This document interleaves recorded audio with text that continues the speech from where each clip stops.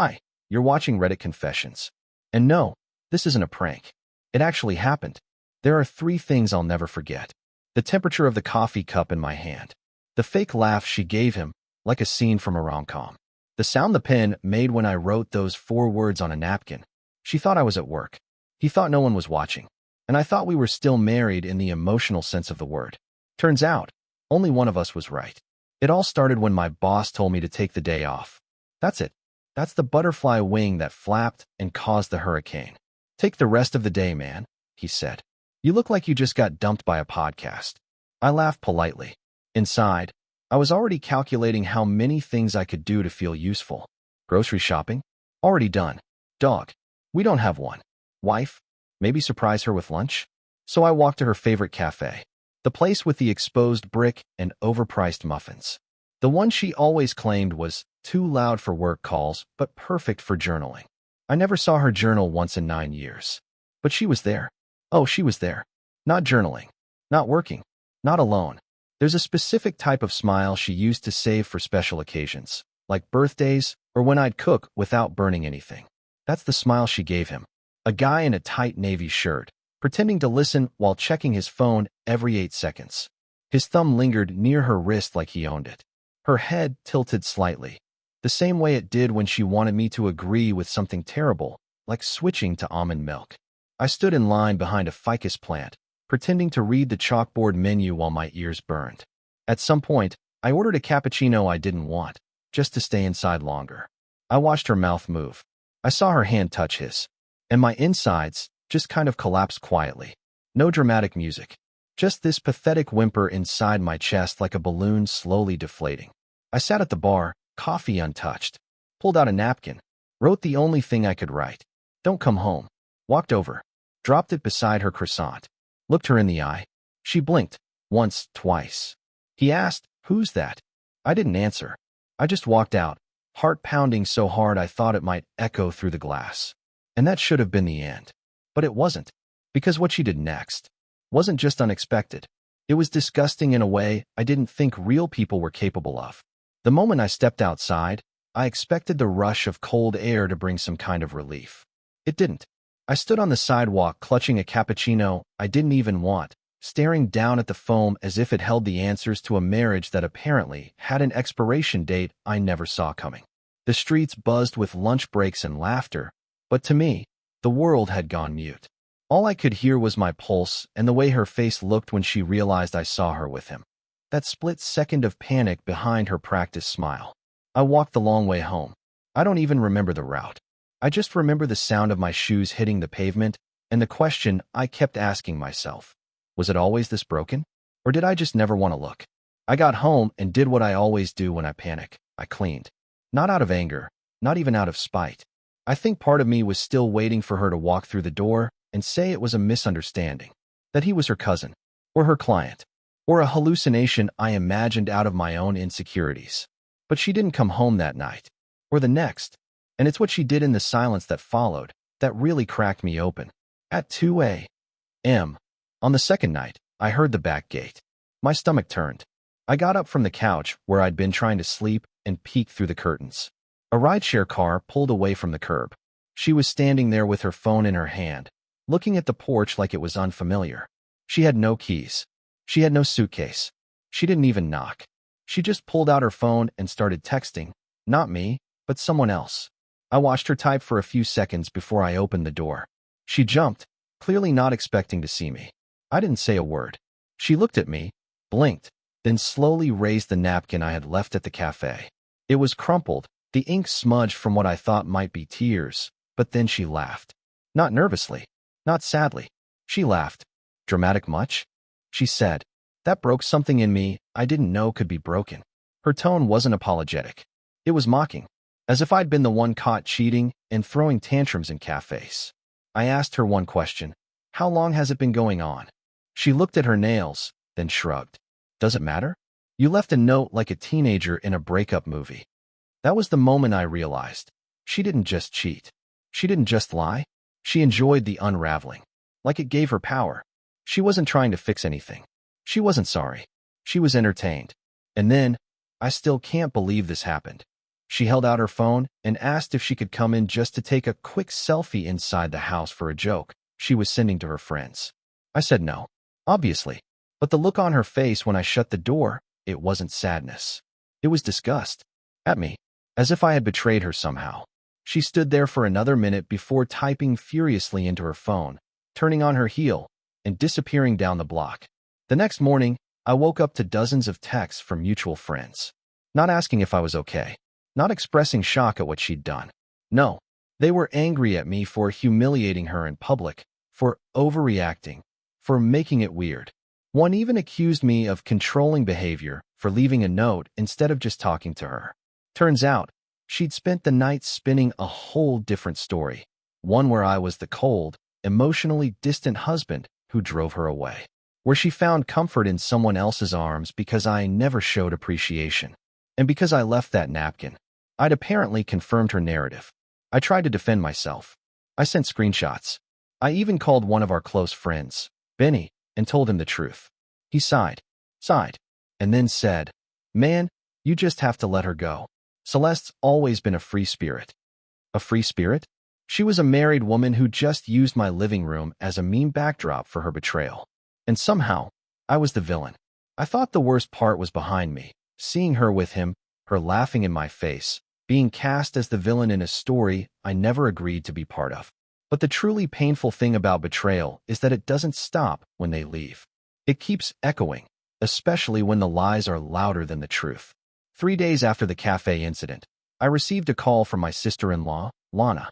She wasn't calling to check on me or offer support. No, she wanted to give me a heads up before the post went viral. I asked her what she was talking about, and she sighed. That long, theatrical sigh people do when they want to seem like they're exhausted by you, even though you're the one being ambushed. She made a TikTok, Lana said, like it was some casual update. "Hey, what?" I asked. "A TikTok. About you. About the breakup. It's getting a lot of attention." "Breakup? We were married. And what do you mean about me?" I hung up and immediately opened the app one hadn't touched since 2021, when I downloaded it just to see what the fuss was about, and ended up uninstalling it after 30 minutes of people lip-syncing to cooking fails. I searched her name, and there it was. A video with over 90,000 likes and a caption that made my stomach drop. POV. When your husband writes, "Don't come home," because you had a coffee with your coworker face with rolling eyes. It was a 30-second clip of her reenacting the incident, with overly dramatic acting and background music meant to make her look like the victim of some Lifetime movie plot. She even used a filter to make herself look tearful. I kid you not. People were commenting things like, "Leave him, Queen," and "Gaslighting 101. I bet he tracked your phone too." It would have been funny if it weren't about me. She'd rewritten reality into something digestible for strangers online. In her version, she hadn't been caught cheating. She'd been unjustly punished for having a latte with a colleague. There was no kiss, no hand-holding, no napkin with a quiet plea for self-respect. Just a jealous, unstable man who couldn't handle his wife having male friends. And the worst part?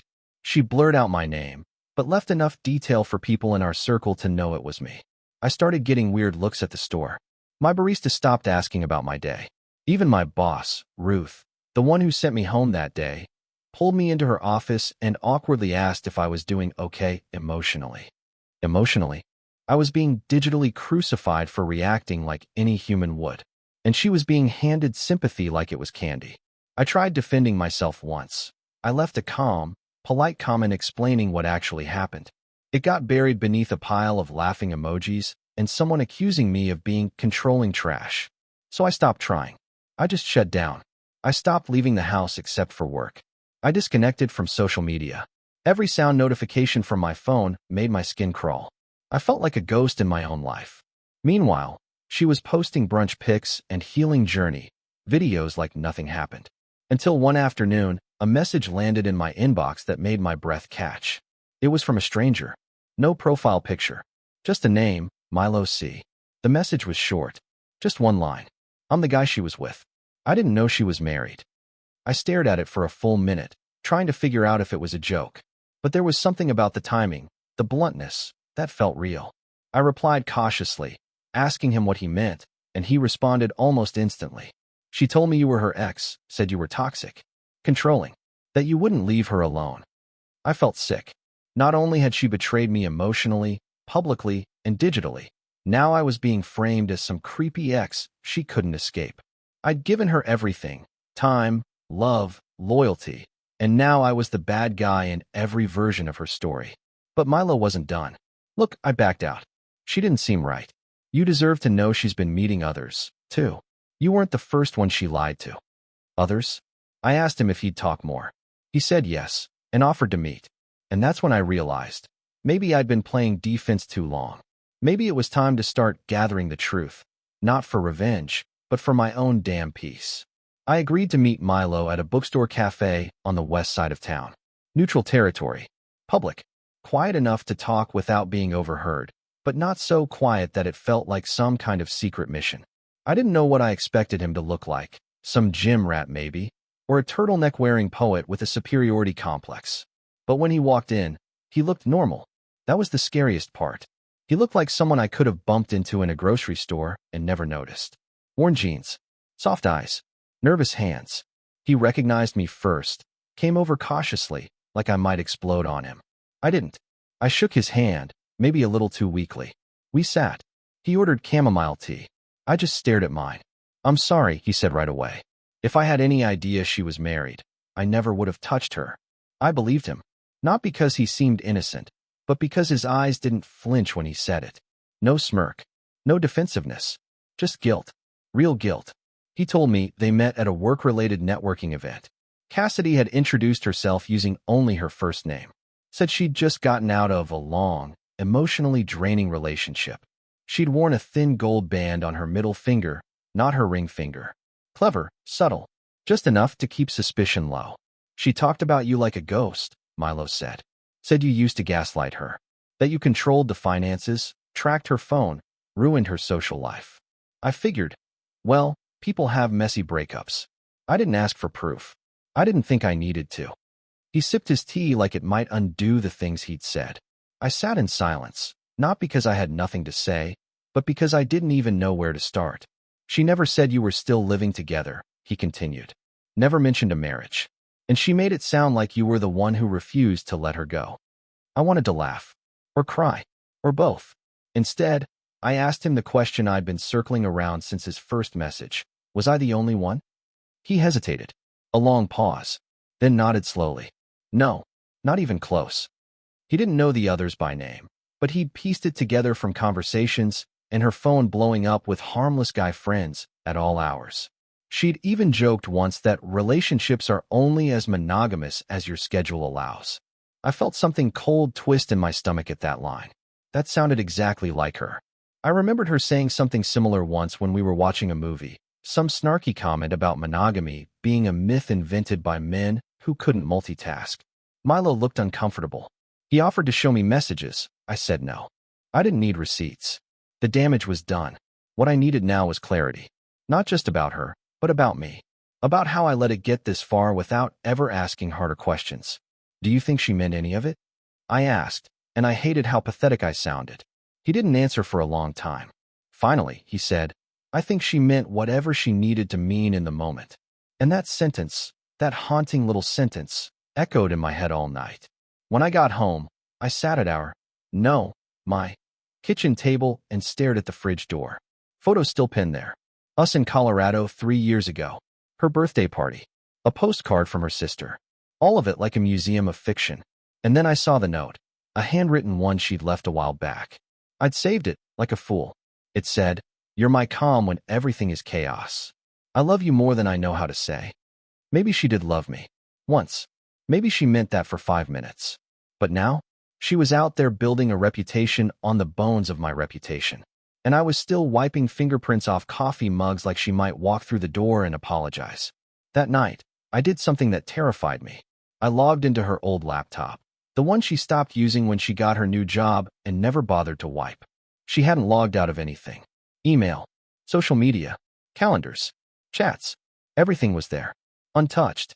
And what I found in that inbox was worse than I expected. It wasn't just flirting. It wasn't just a few conversations gone too far.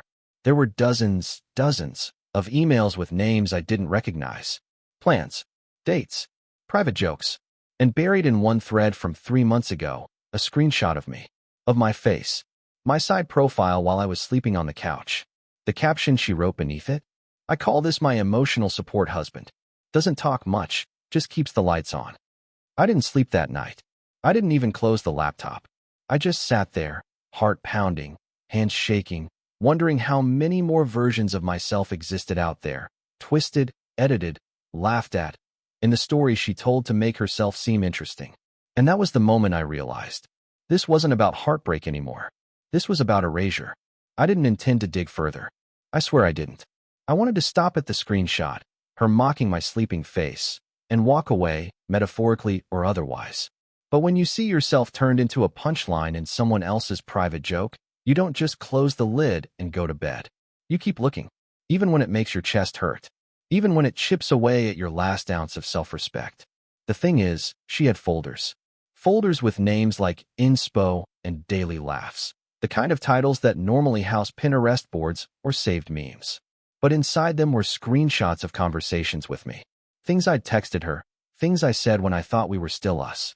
Stuff like, can you text when you're on your way? And let me know if you're safe. Basic husband things.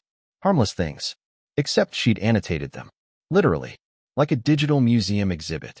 Next to my text asking if she was okay after her work dinner, she wrote, "Here comes the cling monster." Another one, where I asked if she was eating enough while she traveled, was captioned, "Nutrition police strikes again." There was even a screen grab of a heartfelt message I'd sent last winter when she was going through a rough time with work, where I told her she was strong, and that no matter what, I was proud to stand beside her, and beside it, she'd written, "Imagine being this emotionally needy before breakfast." And just like that, I understood. I wasn't a husband to her. I was material, content, an ongoing performance that she could mine for pity, laughter, validation. Whatever mood her audience of so-called friends and followers demanded that day. But the most haunting part wasn't the cruelty. It was how efficiently she did it. Like she'd been curating her life in two timelines, the one I lived in and the one she performed in. And still, I couldn't stop. I clicked into a folder marked Miscellaneous. Buried there was a Word doc. Just one. Titled Drafted Truths. I don't know why I opened it. Maybe I was hoping for a journal entry. Maybe I still wanted to believe that some piece of her had regrets. It was a script. Like an actual script. Typed out, neatly formatted, full of pauses and dramatic emphasis notes. For a video. A confession-style video she had apparently written but never recorded. Or maybe she had, and just never posted. Either way, it was her voice on the page. Except it wasn't the truth. Not even close. In her version, we were on a break. I had become emotionally unavailable. She had begged me to go to therapy. I had shut down emotionally and physically. According to this document, she was the brave one. The resilient woman who found herself after leaving her abuser, me. Abuser. That word stuck in my throat like a hot coal. Me? The guy who once skipped a family reunion to take care of her when she had the flu. The guy who pulled money out of his savings to fund her startup idea, the one that failed, and which we never talked about again. The guy who apologized whenever she raised her voice, even when she was clearly wrong. I was a lot of things. Weak, naive, pathetic, maybe, but abusive? That's when I realized. This wasn't just cheating. It wasn't just emotional betrayal or some casual string of lies. She was preloading an escape plan. One that made her the hero and made me disappear entirely. Or worse, turn me into the monster she could use as leverage. Suddenly, every kind smile, every fake apology she'd given during our last few months together made sense. She was collecting evidence, laying bricks for a path she planned to walk alone, but not before convincing everyone I was the reason she had to leave. And I had no idea how many people had already bought it. I didn't sleep that night. Again, I just sat on the living room floor, phone in one hand, laptop open in the other, staring at the wreckage of my own life like I was reading about a stranger. Part of me wanted to start calling people, texting everyone we both knew, unleashing the whole truth, but another part of me knew no one would care. She had the better story. She had the charm. She had the receipts that only showed half the picture, the half she curated. By sunrise, I realized I wasn't just grieving the marriage anymore. I was grieving my own reputation, my own reality. And that's when something inside me, something small, quiet, and long ignored, finally asked a question I hadn't dared to face. What if this isn't rock bottom? What if she's not done?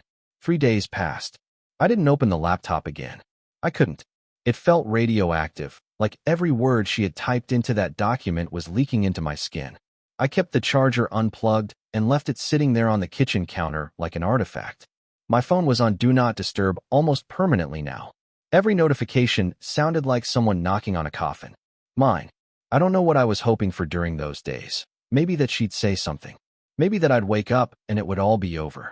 That she'd somehow come clean, or apologize, or at least stop. But Cassidy never stops. Instead, I got a call. It was Sunday afternoon. I was on the couch in sweatpants I'd been wearing for 2 days, eating dry cereal out of the box, when my phone buzzed. Unknown number. Normally I wouldn't answer, but I'd been sitting in such eerie silence for so long that even spam would have felt like company. So I picked up.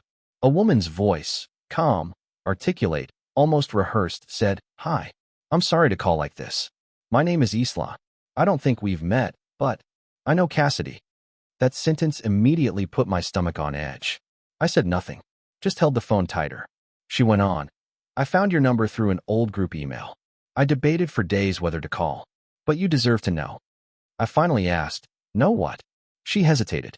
Then she said it. "She tried to ruin me too. Years ago. Before you." Her tone shifted then, less steady, more personal, like the weight of memory had knocked the air out of her. She told me that she had worked with Cassidy when they were both in their early 20s at a mid-sized media company in Raleigh. Cassidy had started out friendly, charming, magnetic, just like always. Then slowly, methodically, she turned people against Isla. At first with jokes, little jabs in meetings, rumors in the break room. Then came the emotional breakdown she told HR about. Not her own, but Isla's. Completely fabricated. Isla was fired within a month. No chance to defend herself. Her reputation crushed under whispers Cassidy had carefully orchestrated behind the scenes. "She's not careless," Isla told me. "She plans her exits like stories. Always with her as the misunderstood victim. Always with someone else left in ruins." I just sat there, letting the cereal in my hand grow soft. I asked her, "Why now? Why tell me this after all this time?" And her voice cracked, just slightly, as she said, "Because I saw her new video. The one where she talks about you. And I recognized the pattern. The words. The performance. I couldn't stay silent this time. You're not the first. You probably won't be the last." I thanked her. I didn't know what else to say. But as soon as we hung up, I couldn't breathe right.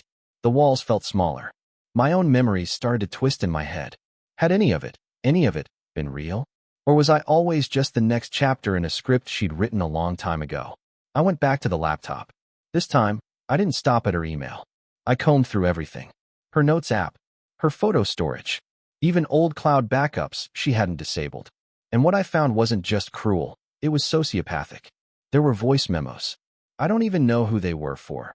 Maybe drafts for podcasts she planned to make. Maybe messages she sent to friends.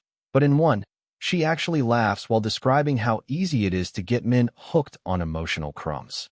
Her words. She said, "The secret is to make them feel needed without ever needing them.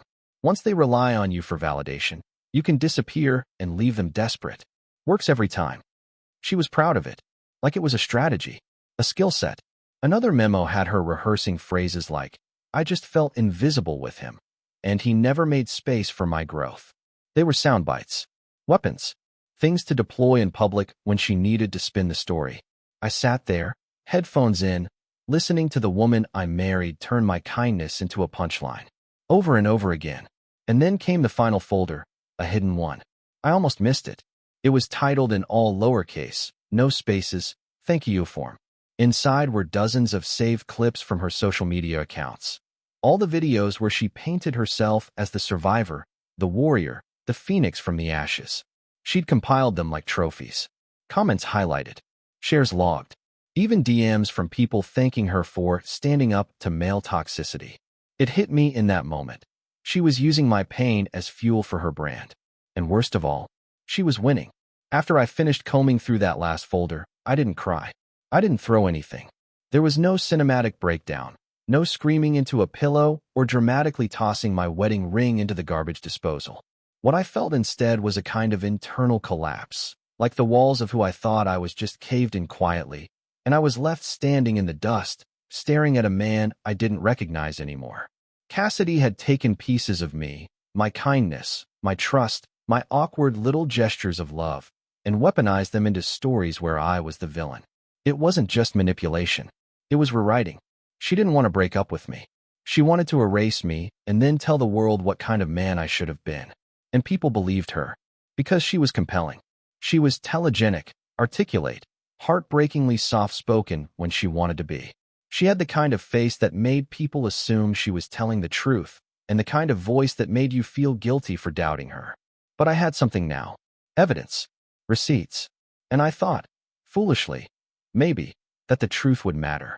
That if I brought it forward, at least a few people would step back and say, wait, maybe we were wrong. So I did it. I drafted a post. Not on social media. I wasn't ready for that kind of explosion, but on a private forum we used to share with mutual friends and colleagues. It was where we'd planned dinner parties and shared baby announcements. The kind of space where reputations still mattered. I titled it simply, Some Context You Haven't Heard. Then I wrote, and wrote, and wrote. I detailed what I saw that day in the cafe. I explained the napkin. I described the messages, the voice memos, the photo folders. I attached screenshots. I blurred nothing. I told the story plainly, without embellishment, without begging for sympathy. I wasn't trying to make people pity me. I just wanted someone, anyone, to understand that I didn't disappear from the narrative. I was pushed out of it. Then I logged off. I didn't check the comments until the next day. And even then, it took me 2 hours to work up the nerve. When I finally opened the page, my hands were cold. Some people were stunned. A few apologized. One old friend wrote, I feel like I've been watching a different movie this whole time. Another messaged privately to say he'd cut ties with Cassidy after she ghosted his wife's baby shower, then made a joke about it on TikTok the same night. But most? Silence. Not even indifference. Just a gaping, uncomfortable void. Like people were afraid to pick a side. Or worse, had already picked one, hers, and didn't know how to reverse course without admitting they'd been wrong. And then, just before I logged off, I saw it. A new post. Cassidy. Titled, When Abusers Try to Rewrite History. It was a masterpiece of passive aggression. Vague references. Carefully curated sadness. She never used my name. Of course not. But she didn't have to. She talked about a man I once loved deeply, who is now turning to public smear campaigns to control the narrative. She used words like gaslighting, narcissist, unhealed trauma. She even posted a crying selfie with the caption, Sometimes the people who hurt you the most are the ones you swore would protect you. Within hours, she was trending again. People commented with things like, Stay strong, Queen, and we believe you. Some even accused me of fabricating the screenshots, of deep-faking the messages. One person wrote, This is exactly what emotional abusers do.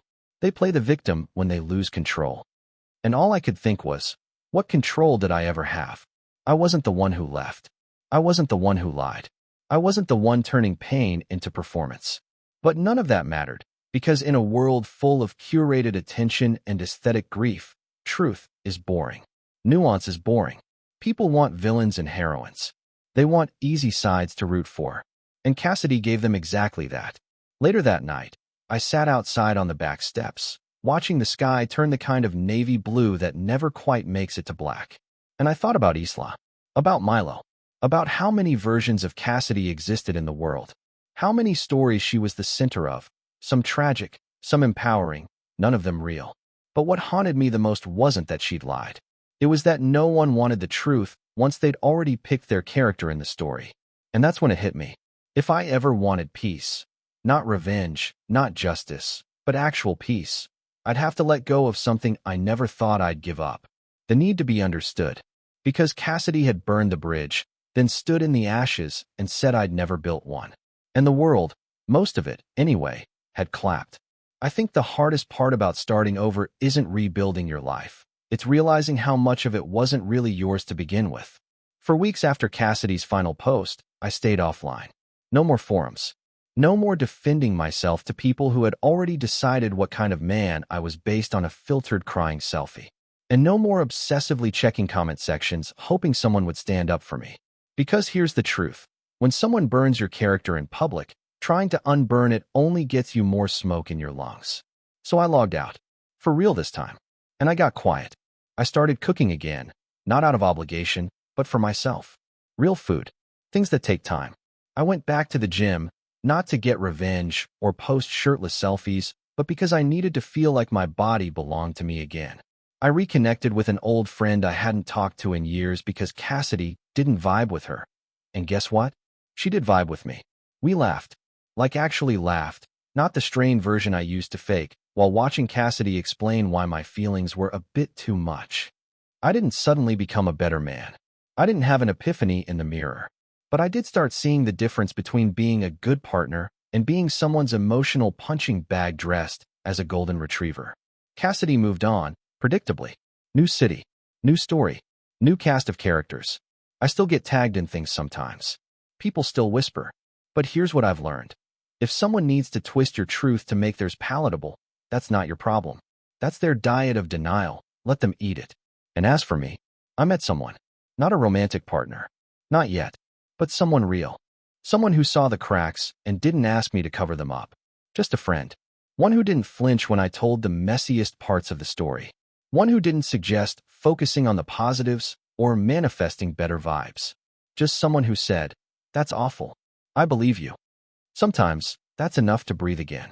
I still have days where I wonder if Cassidy scrolls past my name and feels anything. But then I remember, closure isn't something they hand you. You build it, brick by brick. And mine looks like silence. Like cooking dinner without fear of judgment. Like sleeping on both sides of the bed because I can now. Like laughing without checking to see if someone else approves. So if you're watching this, and you've ever felt erased, rewritten, or used as a subplot in someone else's redemption arc, let this be your reminder. You're not invisible. You're not weak.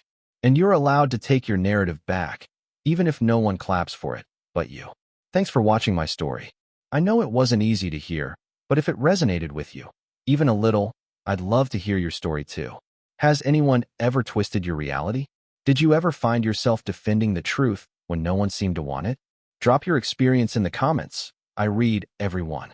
And don't forget to subscribe to Reddit Confessions for more true stories just like this one, where real people finally get to tell their side. You're not alone, and your version matters.